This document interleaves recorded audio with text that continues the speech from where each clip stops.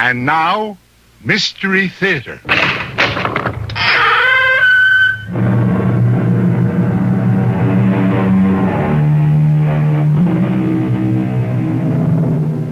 Come in. Welcome. I'm E.G. Marshall. I forget who, but someone once said that fate is like a madman with an axe waiting for us around the next corner. Which is to say, of course, that however serene our lives, we never know whether the madman is lurking around the next corner we turn, ready to take a vicious swipe at us with that axe. In point of which, consider the case of Lucas Lauder, warden of a certain state prison in a certain western state.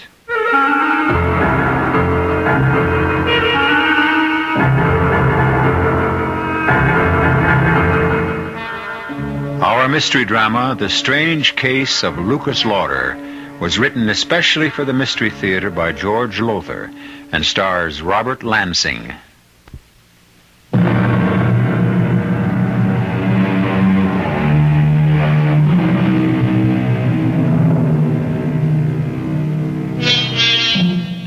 As we know, the death penalty is outlawed in many states, but in some it is still enforced.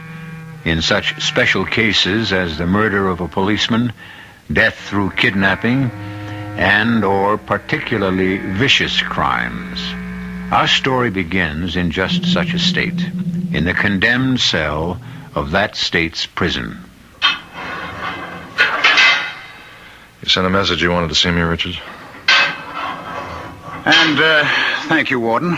Thanks very much for answering it this quickly. Won't you sit down? What is it, Richards? I want to discuss my case with you. There's nothing to discuss. You were legally tried, legally convicted. If you think there's something I can do to save you... Oh, no. There's nothing like that. Warden, I was guilty. I freely admitted murdering those women, all four of them, and mutilating them with a butcher knife. No. The name the newspapers gave me was well-deserved. Guy the Ripper. All right, then what is it you want to see me about? Warden, hasn't it ever struck you as odd, curious, that someone of my breeding and background could be guilty of four such horrible murders? Murders and mutilations identical with those done by Jack the Ripper nearly a century ago? Yeah, as a matter of fact, it has. Me and quite a few others. If you'd been judged insane... But I wasn't so judged. Nor was I insane. No, I am as sane as the next one. For whatever that's worth. Richards, I'm a very busy man. And prefer to spend as little time as possible in the company of anyone as vicious and depraved as Guy Richards. Yes, I know. But that's exactly why I asked you to come and see me. Warden, before very long, you're going to be spending all your time in my company. I don't blame you for looking puzzled. Let me explain. Yes, do explain. A little more than a year ago, Warden, I was a professor of parapsychology at the university. I was happily married, successful, and deeply involved in my work. And then suddenly, shockingly, for no apparent reason, I became, well, the embodiment, you might say, of a man who has been dead for many, many years. Jack the Ripper. It began, Warden, it all began one morning in my office at State University.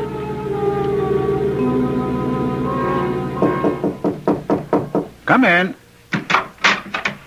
Well, Eric Nordling. It's good to see you. It's good to be back, Guy. Good to have you back. I can't tell you how much I've missed you this past month.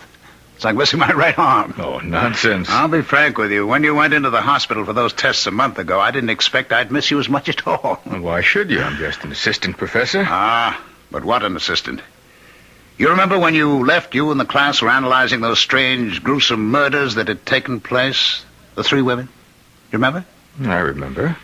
Well, I took over for you, and believe me, the class soon let me know that I just wasn't in it with you. They said no one, not even me, could touch you when it came to explaining the murderer's drives and motivations. In fact, they said you understood and explained them so well, they wouldn't be surprised if you were the murderer. Well, what is it, Eric? Eric? Guy, I am the murderer. Well, I can see you're not joking, Eric. I'm not. Well, I also know that you haven't been well. In fact, I'm very sick. Guy, I'm dying. But none of that changes the simple truth that I murdered those women and mutilated them. Guy, I'm Jack the Ripper. No, I'm not crazy. As a professor of parapsychology, you do believe that people can be possessed by the spirits of the dead? I keep an open mind, or try to. Well, I can tell you that possession is a fact.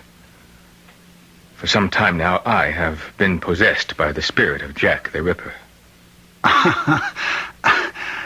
Eric, if I didn't know you better, I'd say that you're really possessed of a dose of LSD. But since I... Guy, believe me. What I'm telling you is the truth. Believe me, because you're about to become Jack the Ripper.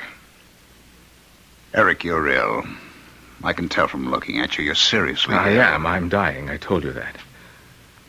They've given me less than 2 months to live. Oh, Eric. It's terminal. In less than 2 months, I'll be dead. And the day I die, the instant I die, the Ripper's spirit will leave my body and enter yours. You don't believe me, do you? Of course not. Well, then I'll have to prove it. You've taken your penknife out of your pocket, and you're opening the blade. Well, yes, to clean out my pipe. What's so unusual about that? Does your pipe need cleaning? Well, no, but, You acted on impulse. Sudden, inexplicable desire. Desire to hold a knife in your hand. Oh, now, of all the senseless... It isn't senseless. And if you think so, try to put the knife back in your pocket. Well, go ahead. Close the blade. Put the knife back in your pocket. I haven't done what I intended to do, clean out my pipe. Is that what you intended to do? Oh, in heaven's name, Guy, be honest with yourself, is it? No. Now, what do you intend to do with that knife? What do you want to do with it? I want to kill with it.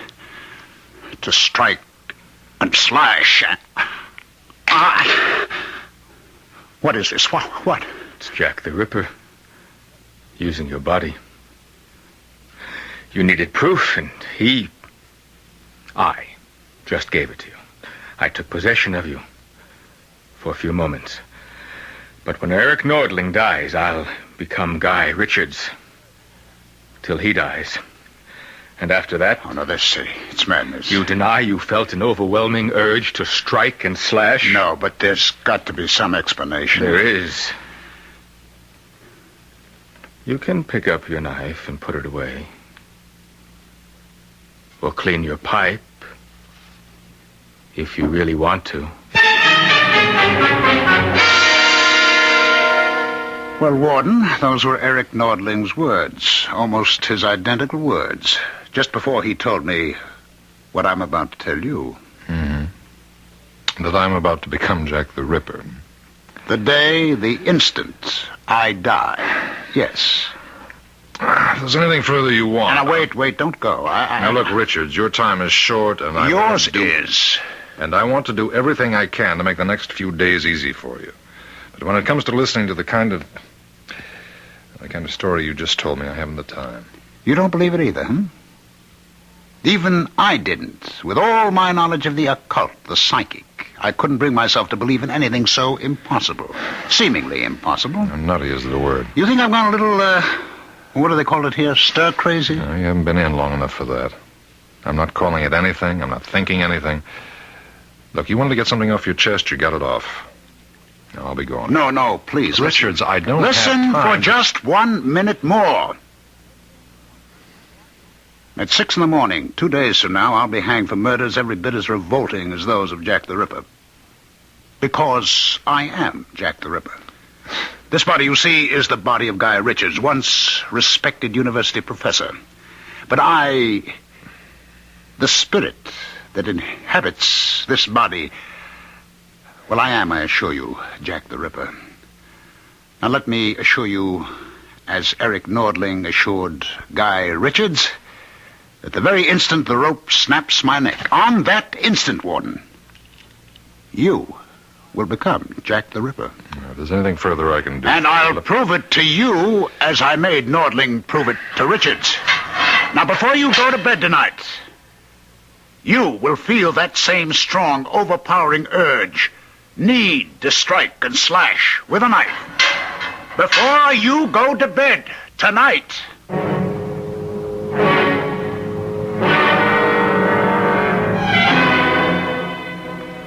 That's really one of the strangest stories you've ever brought home with you. More potatoes? Thanks. It's funny, though. What? Well, and don't ask me why I did this. I certainly didn't believe a word of Richard's story. Not a word, but I guess curiosity got the better of me. What? Well, I checked at the university. Richards did have an assistant named Eric Nordling, and he did die when Richards said he did. Doesn't mean anything. And still, that part of Richard's story was true. Joni, what do you think? What do I think? Well, you're kind of interested in that stuff, yoga and astrology and the psychic and all Oh, that. not really. Yeah, but you do have an interest. And not a serious interest. Still, what do you think? I think I'd like another piece of roast beef. That's what I think. Okay. I'll try not to be so heavy-handed this time. Oh, you weren't heavy-handed. Just slice it a smidgen thinner, that's all. Just a smidgen. Smidgen it is, and easily done with a knife as razor sharp as this. Won't be done at all if you don't stop staring at that knife and cut me a slice. Luke? What? It's nothing. I was just thinking. Thinking what? The way Richards talked this afternoon, you'd have thought I was going to grab at the first chance I got to carve up some likely female. You, for instance. Don't say things like that, Luke, not even jokingly. I'm sorry. But can you imagine anyone like me, for instance, starting to cut a slice of roast beef and then changing my mind and deciding to carve a few slices out of you? No, I can't, and I'd just as soon not. Right up on the table like this, and holding the carving knife in my hand, this razor-sharp carving knife, I'd come around the table toward you. Luke, please. And when I got to you, I'd stand over you. I'd look deep into your eyes, and then raise the knife high over my head and plunge it. Luke, what's come over you? If this is a joke, it isn't your kind of joke. It was a joke, wasn't it? Wasn't it? Sure. It was a joke. What else?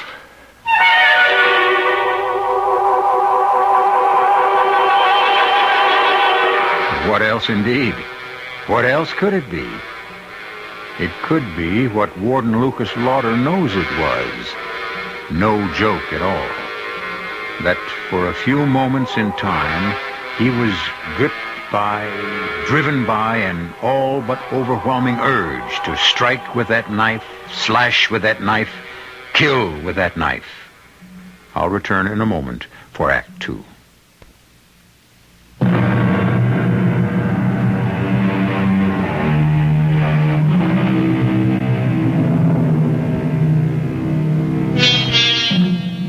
As I said earlier, fate is sometimes likened to a madman with an axe, and it would surely seem that Lucas Lauder, warden of State's Prison, has run head-on into him. When Guy Richards told Lucas that he was really Jack the Ripper, that his body was possessed by the spirit of the Ripper, Lucas laughed. But his laugh turned to a worried frown when he came dangerously close to stabbing the wife he loves. Now in Lucas' office at State's Prison the following afternoon. No, Jerry. No, look, I don't mean to be harsh, but I think Maxwell's privileges should be taken away for a while. Yes, a week at least. All right, goodbye. Yes, Miss Conway? They brought Guy Richards over, Warden. All right, tell them to bring him in. Yes, sir. Bring him in. All right, boys, you wait outside. Sit down, Richards. Thank you. Richards, I want to talk to you about, among other things, I want to talk about your personal effects. Well, we've talked about that. I told you I don't give a damn what you do with them. Warden, you didn't have me brought here to talk about my property. You brought me here to talk about what happened to you last night. If you're going to start again on that nonsense about being Jack the Ripper... It isn't nonsense, and you know it. Now, you also know that when I go through the trap less than 48 hours from now, you'll become Jack the Ripper. You know it because I put you through a sort of trial run, you might say, last night. What did happen last night, Warden? I don't know what you're talking about. I'm talking about what your wife, Joan, thought was a sick joke, but was no joke at all. I'm talking about how you stood over her with a carving knife, the knife you'd been using for the roast beef. Right? Oh, look, you're not going to be sick, are you? How do you know that's what happened? I was there. How else? No. No, that's impossible. What you're saying is impossible. Incredible, yes, but not impossible. I explained to you yesterday, or tried to explain, that I took this body when Eric Nordling died, just as I occupied his body when... Oh, well, it doesn't matter who died before him or before him. All that matters to you, or should matter to you, is that you're next on that list to, well, shall we say, play host to Jack the Ripper. But why? Why? Yes. Look, you must have died... What am I saying? Jack the Ripper must have died many, many years ago. In 1907, to be exact. All right, then you've been dead... I mean, damn it, the Ripper has been dead nearly 70 years. But his spirit, my spirit, has lived on in others. All right, that's what I'm getting at. Why? Because I cannot rest. Why, because of the awful crimes you committed? No, not because of the crimes, but the reason behind them. The evil in me that drove me to what I did. The hate. No, I don't understand. There is nothing to understand. It's quite simple. A spirit, a soul, is given an earthly body and forced to suffer through what you call life. Forced to go through this agony again and again and again until it is cleansed completely of evil, of hate. The evil in me was so great it will take, well, only the Lord knows how many lifetimes to wipe it away. Unless it meets a love as pure as the hate is evil. A soul as tender as the hate is brutal. A spirit as compassionate as the hate is ruthless. And that will never be. Never? No such love exists. No such soul, no such spirit. Not on this earth, that's for sure. You really believe what you're saying, don't you? You really believe that you are actually Jack the Ripper? Oh, for the love of... I'm going to give you another taste of what it's going to be like to be Jack the Ripper. If you think for 1 minute that I don't care what you believe. Just do me a favor and send me back to my cell. Yes, Warden? Richards will go back to his cell now. Yes, sir. Richard is going back now. Remember what I said, Warden. I'm going to give you another taste. Soon. All right, let's go. Warden, Yes, Miss Comley. it's near time for me to go home, and the buses get awful crowded in weather like this, so I was wondering, could I leave now? Sure, yes, of course. Go ahead. Wait a minute. Yes, sir. I was about to leave myself. I'll drive you home. Oh, no, sir. I couldn't take you out of your way. No, it's not out of my way. Not much, anyhow. Wait, if you're sure it's no trouble. It's no trouble at all. It'll be a pleasure.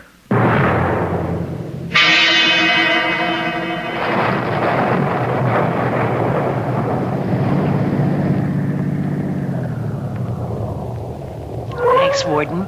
Awfully nice of you. I'll see to your door. Oh, no need for that. No, I insist. There have been a lot of muggings in this neighborhood. Some. So I want to be sure that you get to your apartment safe and sound.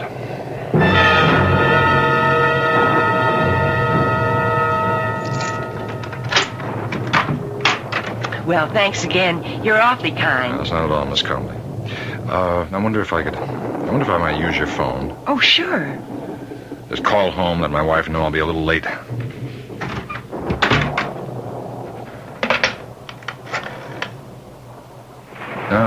Second thought, there's no sense in calling. I won't be that late. Oh, only 5 or 10 minutes.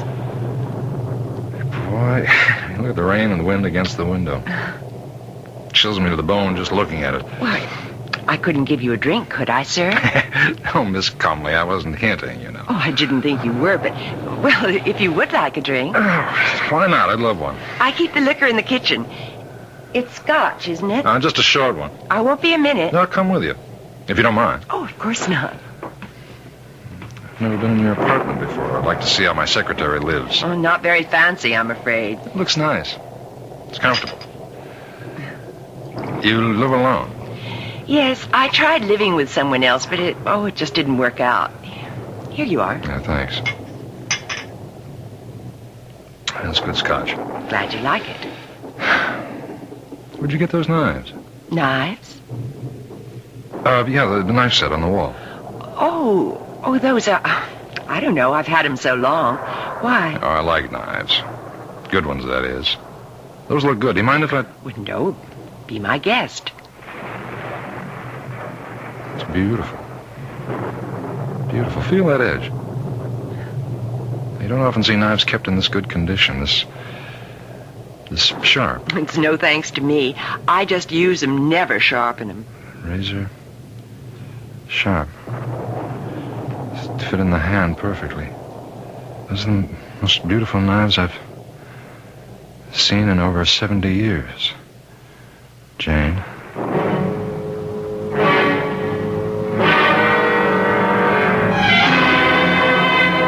Get out of my cell, Warden. I don't have to put up with this. What are you doing to me? You answer me, Richards. What are you doing? I've told you. You've told me a lot of nonsense about you being Jack the Ripper and taking possession of me, my body, when you die. I don't buy that. But you're up to something. You've done something to me. And I'm not leaving this cell till you tell me what it is. You're scared, Warden? Of what you came dangerously close to doing to your secretary yesterday? And will do not long after you hang me? The urge, the nearly overpowering urge. I stayed your hand, not you. To plunge the knife into her? To slash? Stop it. And see... Stop it! All right, now you listen to me. I'm no fool. Yesterday I nearly murdered that girl. And somehow you know all about it. But I stayed my hand, not you, because I'm not a killer. Then how do I know what went on in that kitchen? I don't know how you've devoted your life to parapsychology, and you know all there is to know about things like ESP, thought transference, hypnotism. That's it. Hypnotism, like Nordling. You're a hypnotist. Somehow or other, I don't know how, you managed to hypnotize me when I was talking to you. You put ideas in my head. Post-hypnotic suggestion, I think it's called. You cannot give a post-hypnotic command that's contrary to the subject's normal fiber. Warden, it would be impossible for me or anyone to command you to kill.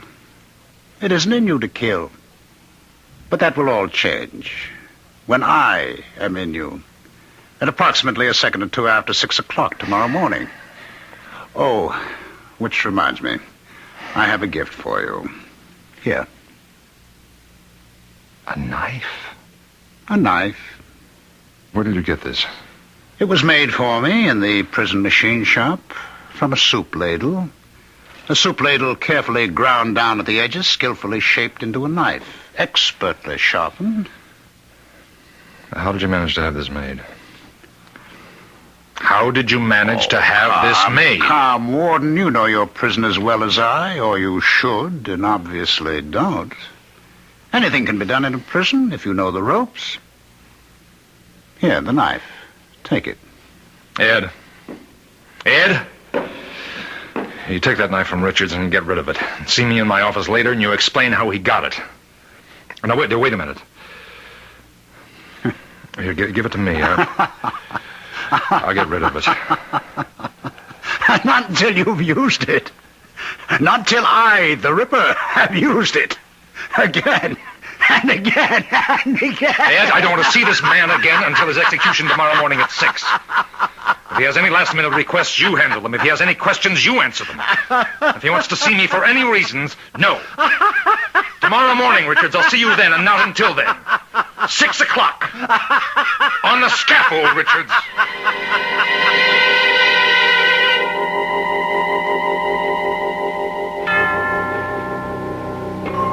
On the scaffold, when the noose will be tightened round the neck of Guy Richards, the trap will be sprung, and he'll plummet to death. Or will it be life? Another life to be lived out in the body of Warden Lucas Lauder. I'll return shortly for Act 3.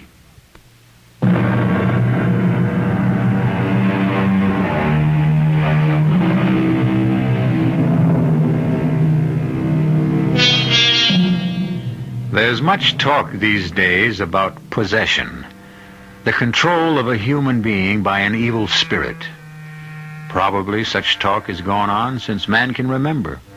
Intense discussion, even violent debate, as to whether possession is a form of schizophrenia or a malignant spirit which has invaded an earthly body.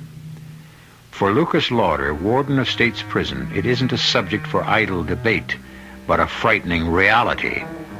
In the bedroom of his home, a short distance from the prison itself.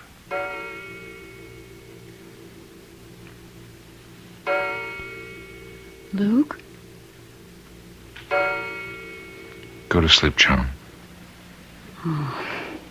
I know it's impossible for you to sleep the night before an execution, but this time there's something else. Yeah. Joan, I'm scared. Of what, dear?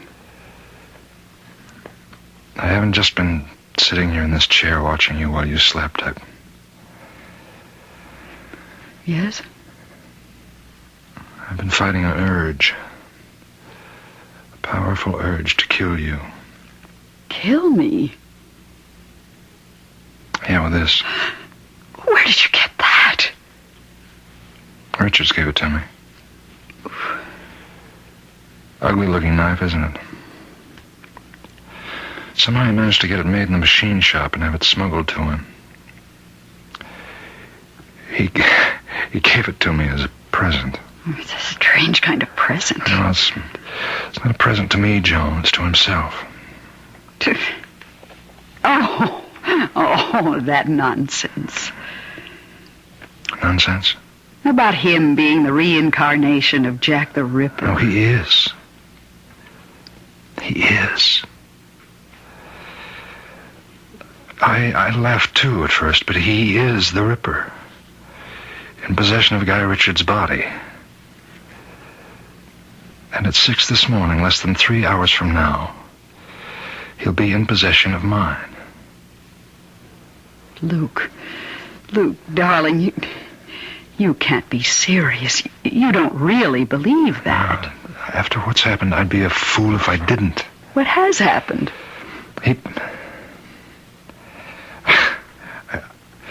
I had to bring myself to talk about it. He told me he was going to take possession of me temporarily for a short time to prepare me for what's to come after he hangs. Well, you didn't take that seriously. No, not then, but within an hour, I nearly stabbed Miss Comley to death. Your secretary? I drove her home on that storm day before yesterday. I invited myself in. You? Pretended I wanted to use the phone to call you, but I had no intention of using that phone. I just wanted to get into her apartment to... To kill her? I didn't know it then. I didn't know why I tricked my way in, but...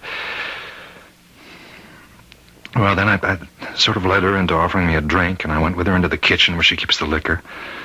While she was making the drink, I noticed a set of knives, kitchen knives, on the wall. I pretended to admire them, and I took one to examine it only. Only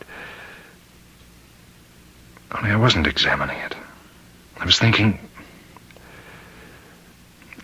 Luke, my darling. Now, don't touch me. Don't touch me. Don't even come near me. It's dangerous. Dangerous? Luke, what are you saying? I could do to you right now, what I came close to doing to her. The urge was powerful then, but it's even more powerful now. It's almost as if the closer I get to Richard's hanging, the more the urge grows inside me. Luke. I don't have any control. Joan, no control anymore. This knife, I gave it to the guard to get rid of. No, I started to give it to him, and then I changed my mind. I was forced to change it by a power stronger than me, and so I kept it and brought it home. I've been sitting here for hours holding it in my hand, fighting off a terrible obsession to kill you with it. Oh, my poor darling, to think what you've been going through, and I never knew. How can you think of me when you're the one who's in danger? Well, because I don't believe I am in danger, not from you. John, I just told you. I don't care what you told me. I care about what I know, and I know you love me. Oh, yes, I love you, but He'll be dead in a few hours. Dead! And all this business about his spirit possessing you, I don't believe it. I tell you, I came close, that close, to killing Miss Coleman. And killing me, you say, but you didn't. Yeah, but next time... There won't be a next time, because once Guy Richard dies, his power over you will be ended. Oh, Luke, don't you see what's happened to you? Yes, I see. He's possessed me. Nonsense. I can give you... I don't know how many reasons why it is just plain nonsense. All right, give me just one. I've read a lot about Richards in the papers, and you've told me a lot about him. He's a skilled hypnotist. I don't know much, if anything, about hypnotism, but it seems to me that he could have brought you under some kind of hypnotic influence. No, I can't believe it. Another thing I know about him, his personality is strong, it's overpowering, viciously overpowering. Just talking to someone like that, being near him, could do strange things to a person. No, I don't care how many reasons you can dress up. I know what I know. I know what I've got to do. What? I've got to stop the execution. Luke, you can't do that. Well, I can try. It's my only hope. I've got to stop that execution. I've got to save him to save myself. I know it's only 4 a.m, but this is a matter of life or death. You get the district attorney out of bed. I'll wait. Luke, try to pull yourself together. Telephoning the district attorney at this hour? What are you going to say to him? Hello, Mr. McGowan? I'm sorry to wake you at this hour, sir. Thank you, yes. It is urgent. I want to stop the execution of Guy Richards at 6 this morning. On what grounds? I have reason to think he's innocent. No, sir, there's no proof. No real proof, but... Look, McGowan, I want you to call the governor if necessary. McGowan, I beg you, Yes, I see. I see. Well, in that case, I'll phone the governor myself. Luke, darling, you can't phone the governor. Operator, this is Warden Lucas Lauder of State's Prison. I want to put through a call, an urgent call to Governor Morris at the state capitol. And hurry, please hurry. Well? He refused. Well, you couldn't expect. No, I didn't. I hoped against hope. I'd better get ready. Richards has less than an hour to go. And so have I.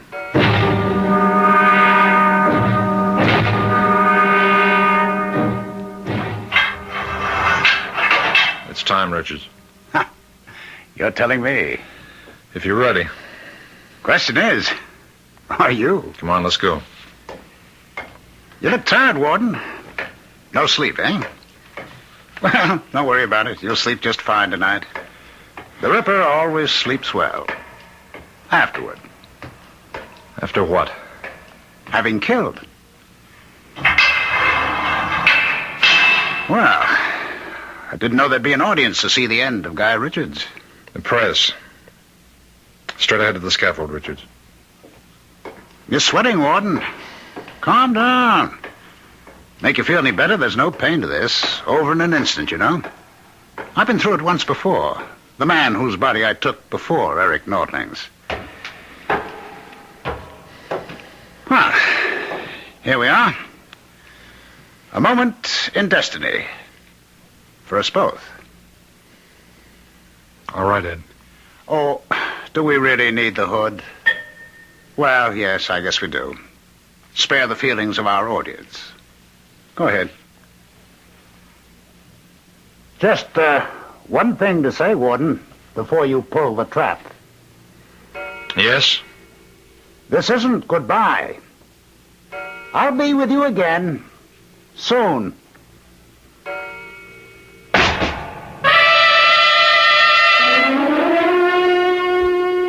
Agreement with Red China.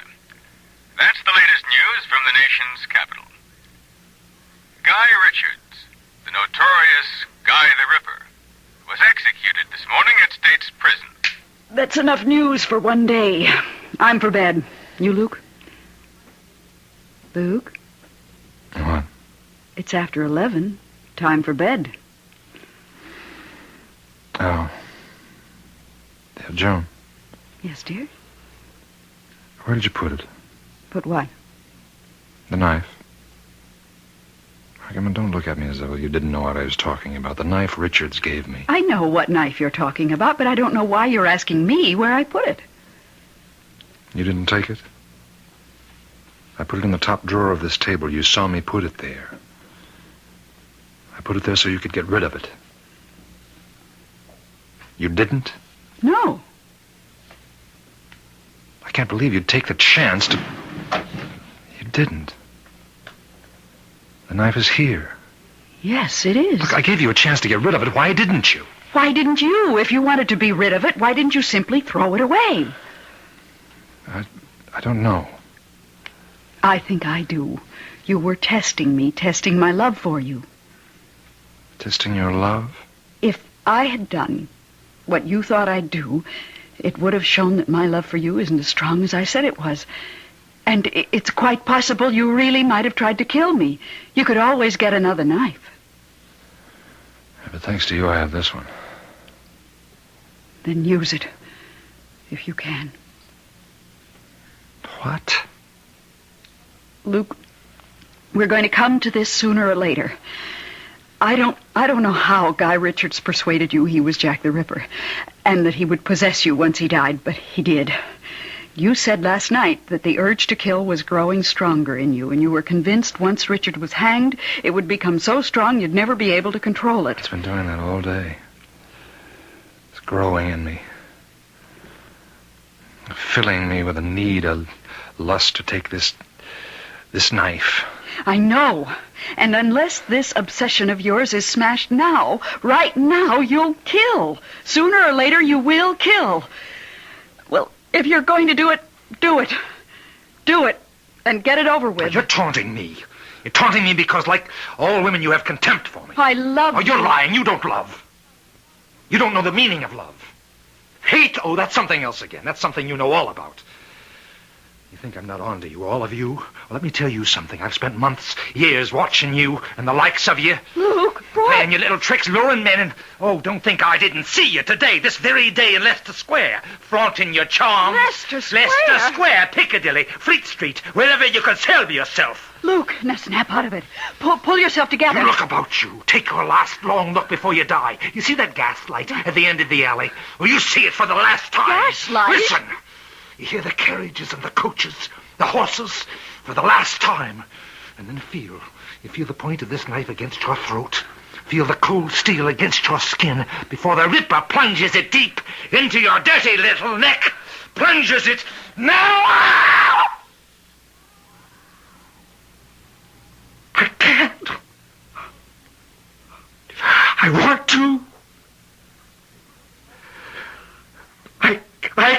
I can't. Why? Why can't I? Because you're not Jack the Ripper. You're Lucas Lauder, my husband. The Ripper hated. You love me every bit as much as I love you. God, I do. Dearest. He said, Richard said, the spirit of the Ripper would never be free, never find rest until it met a love as strong as his hate. Heaven knows, Joan, there can't be, there never has been a love as strong as yours. Maybe it's crazy, but I feel he has found that rest at last. Thanks to you.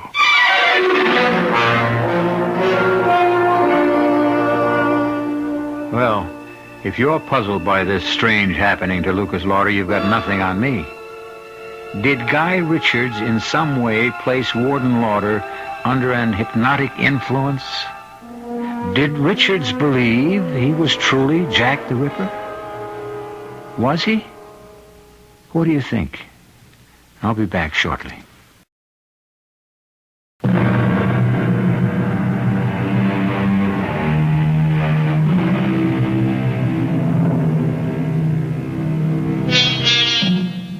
When I told this story to a friend of mine who's a psychic, a sensitive, she said that, of course, Guy Richards was the reincarnate Jack the Ripper.